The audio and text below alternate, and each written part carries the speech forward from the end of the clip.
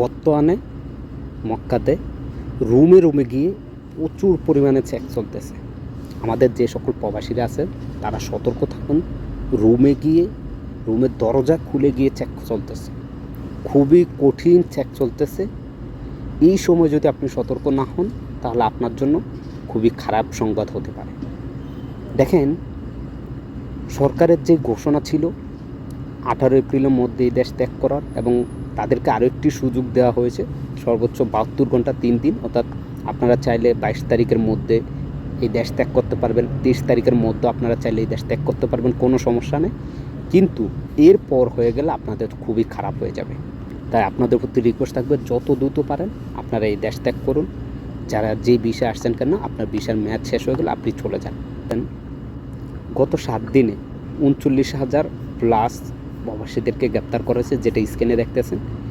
এদের মধ্য থেকে অবৈধ হকুরুপ্রাপ্ত, এক্সিটপ্রাপ্ত বা এক্সিটের মেয়াদ শেষ, অটো হুরুপ, যে সমস্যা হোক না কেন বা আসার পর থেকে কেমন হয় না, এরকম প্রায় 7,911 জন প্রবাসীকে গ্রেপ্তার করেছে।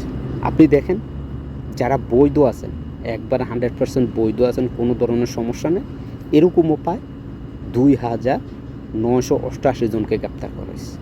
আবার দেখেন, অবৈধভাবে এই দেশে বর্ডার দিয়ে প্রবেশ করছে এরকম প্রায় 3,500 প্লাস লোক কিন্তু গ্রেপ্তার হয়েছে। এবং এই যে 3,500 প্লাস লোক গ্রেপ্তার হয়েছে, এদেরকে সহযোগিতা করার জন্য আরও 23 জনকে গ্রেপ্তার করা হয়েছে। আর এই 23 জনকে গ্রেপ্তার করা হয়েছে, তারা তাদেরকে রুম দিয়ে, থাকা দিয়ে, খাওয়া দিয়ে, টাকা পয়সা দিয়ে, কাজ দিয়ে, গাড়ি দিয়ে এক স্থান থেকে অন্য স্থানে নিয়ে সহযোগিতা করার কারণে এই 23 জনকে গ্রেপ্তার করা হয়েছে। তো আমরা আমাদের সবসময় আমাদের সকল প্রবাসীদেরকে বলি, আপনারা সতর্ক থাকবেন, সবাই চেষ্টা করবেন নিজের থেকে নিজেকে কীভাবে সেফ রাখা যায়।